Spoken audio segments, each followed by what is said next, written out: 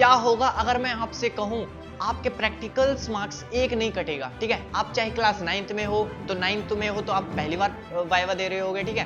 तो 9th में 10th में 11th 12th चारों में से कोई सी भी क्लास में हो तो आपके लिए सबसे ज्यादा इंपॉर्टेंट वीडियो हो जाती है ये देखनी कि इन फ्रंट ऑफ एग्जामिनर हम कैसा रिएक्ट करेंगे, ठीक है। और ऐसी 5 टिप्स लेकर आया हूं जिनसे आपके मार्क्स जो हैं एक नहीं कटेगा। प्रैक्टिकल्स के अंदर एक मार्क्स नहीं काटने वाला। आपका एग्जामिनर 10 बार सोचेगा कि इसके मार्क्स कहां काटूं, ठीक है। आपके जो टीचर्स हैं वो 10 बार सोचेंगे कि इसके मार्क्स मैं कहां काटूं। So hello everyone, this is your Anmol bhaiya और आज की वीडियो में हम डिस्कशन करने वाले हैं अपने वाइवा के ऊपर, अपने प्रैक्टिकल्स मार्क्स के ऊपर कि हम प्रैक्टिकल मार्क्स इजीली कैसे गेट करें, वहां पर एक भी नंबर ना कटे, उसके लिए क्या स्टेप्स को फॉलो करें, ठीक है। तो examiner, in front of examiner कैसा हम रिएक्शन शो करें, ठीक है। उसी के लिए आज मैं लाया हूं 5 टिप्स आपके लिए। तो देखो, पॉइंट नंबर फर्स्ट है कि कंप्लीट योर लैब मैनुअल और आपके प्रैक्टिकल्स फाइल, ठीक है। जो आपके भी लैब मैनुअल मिले हैं, ठीक है, उनको कंप्लीट कर लो टाइम से पहले, उनको अच्छी सी कवरिंग कर लो, ठीक है।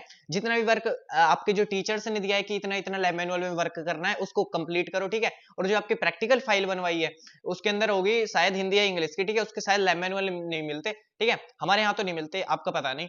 वहां पर क्या है कि आपको फाइल्स अलग से बनानी पड़ती है, उनको आप बिल्कुल रेडी करके रखना।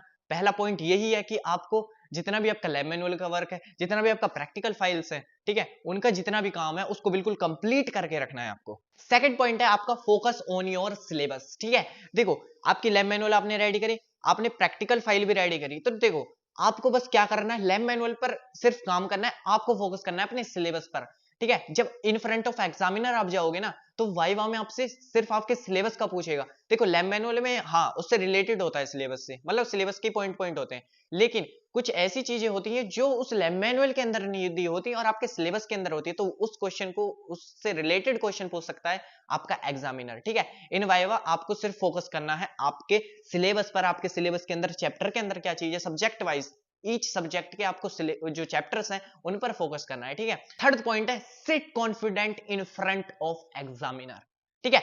देखो, आप क्या है, एक रूम में बैठा है एग्जामिनर, आप 3 से 4 स्टूडेंट्स गए उसके अंदर, ठीक है। आप जैसे पास उसके पास जाके बैठोगे इन फ्रंट ऑफ, वो आपको बैठाएगा, अपने सामने बैठाएगा, ठीक है। 4 सीटें ऐसे रो में गिरी होगी या फिर एक एक से भी पूछ सकता है। जब वो आपसे पूछेगा तो हो सकता है कि आप होपलेस हो जाओ, वहां पर आपको लगे कि एग्जामिनर भैया क्या करेगा, एग्जामिनर कैसा क्वेश्चन पूछेगा।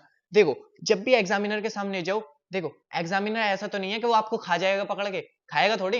वो उसका काम है कि आपसे सवाल पूछने, ठीक है, आपका काम है उसको जवाब देना, ठीक है, इतना काम होता है। तो आपको क्या करना है, आप एग्जामिनर के सामने गए, आपको रहना है फुल्ली कॉन्फिडेंट। आपको ऐसा रहना है कि मुझको सब आता है क्योंकि आप पढ़कर आए हो, ठीक है।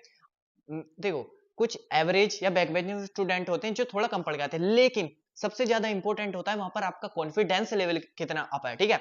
अगर आपका confidence level in front of examiner अच्छा रहता है, ठीक है, तो एग्जामिनर को लगेगा कि वो क्या है, इससे सवाल कम पूछे या फिर पूछे ही ना। अब पॉइंट नंबर 4 आता है कि गिव आंसर कॉन्सेप्चुअली। देखो, एग्जामिनर ने आपसे पूछा है क्वेश्चन, ठीक है। एग्जामिनर ये रहा, ऐसे बैठा है, ठीक है। एग्जामिनर, आप मेरे सामने बैठे हो और एग्जामिनर ने आपसे पूछा एकदम क्वेश्चन, तो आप क्या है, एकदम से होपलेस होने के बाद कुछ भी बोल देते हो उससे रिलेटेड, लेकिन उससे रिलेटेड बोल सकते हो, लेकिन आपको बोलना है कॉन्सेप्चुअली आंसर देना है, ठीक है। जो भी आंसर दो चाहे 2 वर्ड में दो, ठीक है, लेकिन उसका कुछ कॉन्सेप्ट होना चाहिए, ठीक है। क्या कह रहा हूं मैं कि उसका कुछ कॉन्सेप्ट होना चाहिए, बस ऐसा नहीं है कि पूछा था उसने क्या है कॉम्बिनेशन रिएक्शन और बता दी आपने डिकम्पोजिशन रिएक्शन। ऐसा नहीं करना है, ठीक है, कि भैया ये तो रिएक्शन ही तो पूछे, नहीं, combination reaction as a example दे रहा हूं, ठीक है। वही आपको बताना है सिर्फ कॉन्सेप्चुअली, ठीक है, चाहे 2 वर्ड्स बोलो। फिफ्थ पॉइंट है, जो भी आपके सब्जेक्ट टीचर हैं, आपके मैथ के अलग सब्जेक्ट टीचर होंगे, सोशल स्टडीज के अलग होंगे, साइंस के अलग होंगे, ठीक है, आपके हिंदी के अलग होंगे, तो उनके साथ आपकी बातचीत कैसी है, वो यहाँ पर आपका गेम पलट सकती है। अगर आपकी बातचीत अच्छी है, ठीक है, और आपसे कोई मिस्टेक होगी इन फ्रंट ऑफ एग्जामिनर, ठीक है, आप एग्जामिनर से कुछ कह गए और आपसे कोई मिस्टेक होगी, आपको कोई क्वेश्चन नहीं बताया गया, अगर आपकी बातचीत वहां पर आपके सब्जेक्ट टीचर से अच्छी हुई, तो वहां पर बहुत कम चांस है कि आपका एक भी नंबर काटा जाए, ठीक है। तो आपको बहुत ज्यादा चांस होते हैं कि आपके फुल मार्क्स मिल जाए, ठीक है। तो जितने भी आपके सब्जेक्ट टीचर हैं, ठीक है, ईच सब्जेक्ट के जितने भी टीचर हैं, उनसे अपने बातचीत को अच्छा रखो।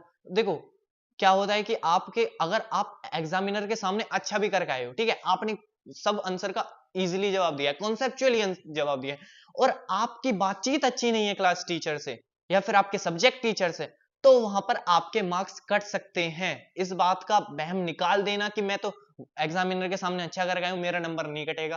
क्लास टीचर या फिर जो आपके सब्जेक्ट टीचर है उसका भी इंपॉर्टेंट रोल प्ले होता है। आज के लिए इतना ही। अगर ये वीडियो आपके लिए थोड़ी भी हेल्पफुल हो, देखो मैं नहीं कहता कि अभी इस वीडियो को लाइक कर दो, चैनल को सब्सक्राइब कर दो, लेकिन इस वीडियो को सेव कर लेना।